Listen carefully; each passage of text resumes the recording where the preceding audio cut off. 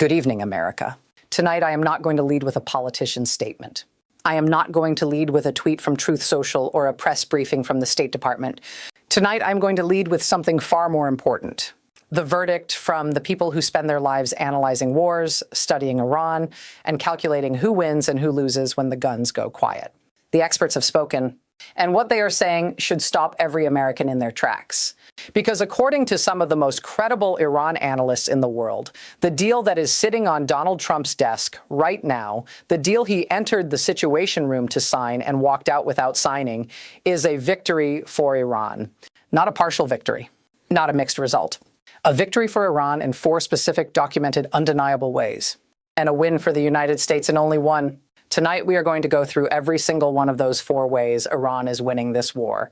And then we are going to tell you what happened in the last 24 hours that makes all of it even more urgent, more alarming, and more important for every American to understand before a deal gets signed in your name. Stay with me, because tonight's news is the one that connects every single thread of this war into one clear, complete picture. Let us start with the expert verdict, because it deserves to be at the center of tonight's conversation and not buried at the bottom of a news story that most Americans will never read. Gregory Brew is a senior Iran and oil analyst at the Eurasia Group, one of the world's most respected geopolitical risk firms. His clients are governments and corporations that bet billions of dollars on getting geopolitics right. When Gregory Brew says something about Iran, serious people listen. And here is what he said this week in plain English about the deal that is on the table right now. He said, and I am going to paraphrase his full assessment because the words deserve their own space. Overall, this is a victory for Iran. Iran endured over a month of bombing. Iran closed the Strait of Hormuz. Iran kept it closed. And Iran only agreed to reopen it via a negotiated settlement with the United States. That is not a defeat. That is a country that absorbed the most powerful military in the world, refused to break, and forced that military to come to the table. Now let us go through the 4 specific ways in which Iran is winning, one by one, because each one reveals something important about what this war actually accomplished and what it failed to accomplish. The first way Iran is winning is the Strait of Hormuz itself. Before this war began, the Strait of Hormuz was an international waterway through which ships passed freely without asking anyone's permission, without coordinating with any military authority, without paying any fees or receiving any escort. That was the baseline. That was the status quo that existed for decades. Now look at where we are. Iran is allowing approximately 24 ships per day through the strait after they coordinate with the Islamic Revolutionary Guard Corps naval forces. Before the war, more than 100 ships per day moved through freely. Iran is claiming permanent administrative authority over one of the most critical shipping lanes on Earth. And the Memorandum of Understanding, even as Trump describes it, refers to ships passing through, not to Iran giving up its claim of authority. Iran did not lose the Strait of Hormuz. Iran turned the Strait of Hormuz into a bargaining chip and is now in the process of trading a partial reopening for American concessions. That is not losing. That is using military leverage to extract diplomatic gains. The second way Iran is winning is the nuclear question. Before this war, the United States had been demanding that Iran cap its uranium enrichment, reduce its stockpile, and accept intrusive international inspections. Iran had been refusing. The war began, in significant part because those negotiations were going nowhere, and Trump decided military force would succeed where diplomacy had failed. Now, after 90 days of war, the memorandum on the table does not require Iran to stop enriching uranium before it is signed. It does not require Iran to surrender its stockpile of roughly 900 pounds of 60% enriched uranium immediately. It requires Iran to discuss what to do with that stockpile in a 60-day window of follow-on talks. And experts have pointed out that the word dispose in the deal framework could mean diluting the material to a lower enrichment level and keeping it inside Iran, which is almost identical to what Iran offered before the war began. Trump attacked Iran rather than accept that offer. And now the deal being described as the potential outcome of that war may end up looking almost exactly like the offer Iran made before a single bomb was dropped. The third way Iran is winning is the missile question.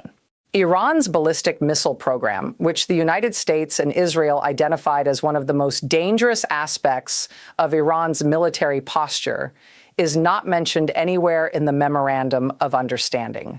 It is not addressed in the first phase. It is not guaranteed to be addressed in the 60-day follow-on talks.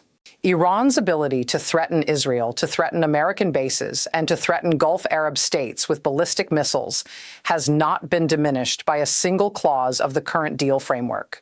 The missiles that Iran used during this war are still in Iran's arsenal. The production facilities that were not destroyed in the initial strikes are still operating. Iran enters the post-deal world with its strategic deterrent fundamentally intact. The fourth way Iran is winning is the most profound of all, and it is the one that will shape the Middle East for the next generation. Before this war, Iran was seen across the region as a country that could be bombed into submission, a country that, when faced with overwhelming American military power combined with Israeli precision strikes, would be forced to capitulate.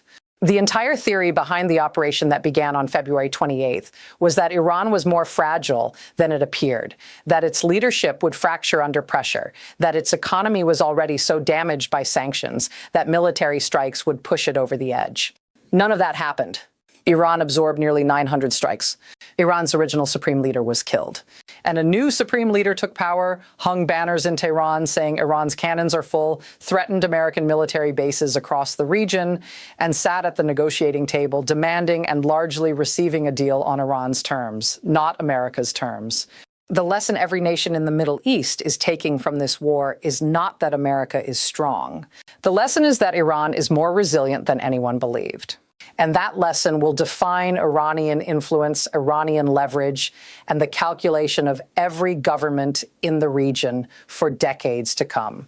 So what is the one way the United States is winning, according to the same analysts who have identified these 4 Iranian victories? America ends the war. That is it. America gets out of a conflict that was economically damaging, politically divisive, strategically inconclusive, and constitutionally contested. America gets the Strait reopened, which reduces the immediate energy price pressure on American consumers. And America avoids the catastrophic escalation that would have come from resumed full-scale military operations against a country that had spent the ceasefire rearming. Ending the war is a win. But it is a thin win against 4 substantial Iranian victories. And every American deserves to know the full scorecard before a deal is announced as a triumph. Now let us look at what actually happened in the last 24 hours, because the diplomatic situation has moved significantly, even as the expert analysis was landing. The most important development of the last day is something that has been almost completely ignored in American media coverage of the Situation Room drama. While Trump was sitting in the White House deciding whether to sign a deal, the U.S. Treasury Department quietly imposed additional sanctions on Iran's military oil sales arm. New sanctions announced in the middle of ceasefire negotiations. The penalties, first reported by the Associated Press, extend the Trump administration's economic pressure campaign on Iran, even as the administration is simultaneously talking about lifting the naval blockade as part of a peace deal. The United States is sanctioning Iran while trying to make peace with Iran.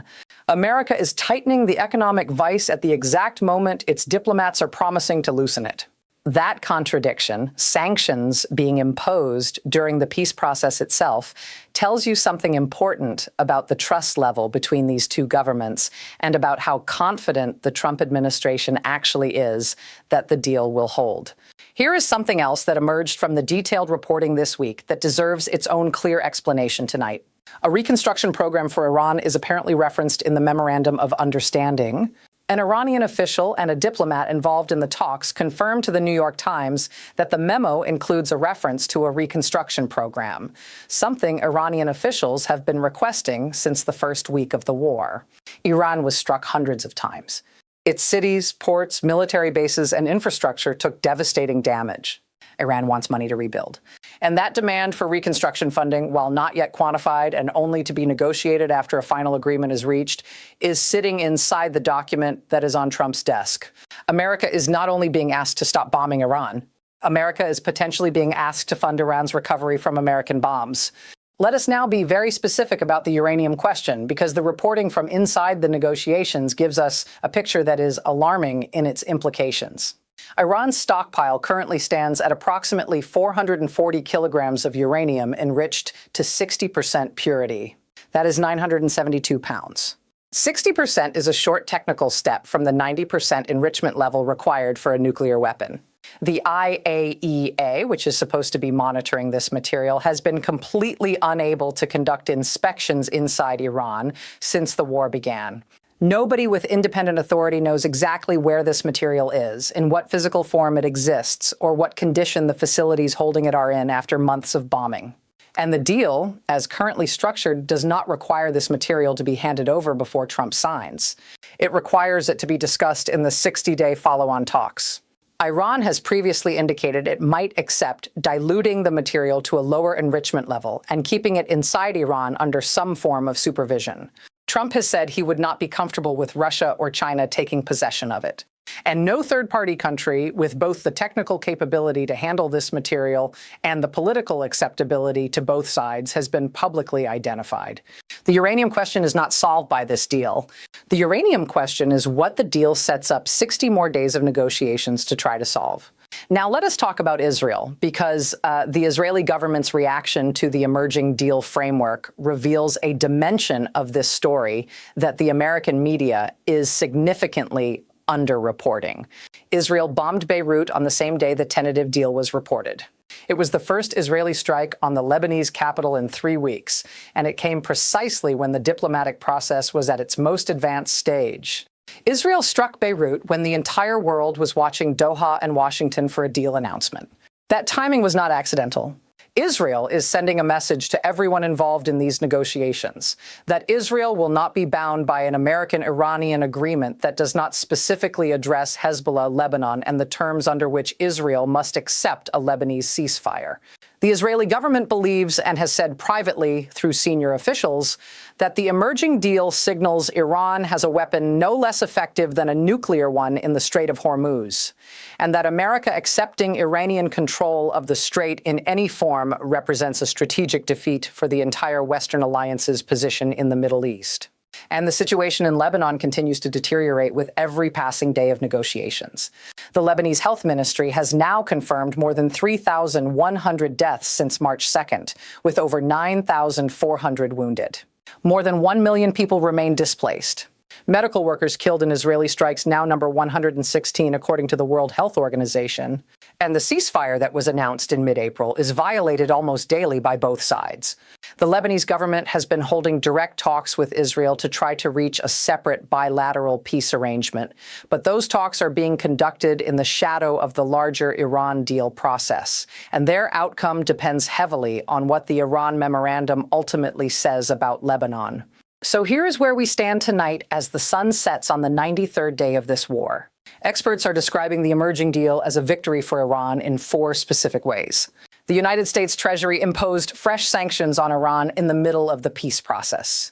Trump walked into the Situation Room Friday and walked out without signing. Iran still has 972 pounds of 60% enriched uranium, and no verified mechanism for removing or destroying it is in place. Iran's missile program is untouched by the current deal framework. Iran's proxy networks are untouched.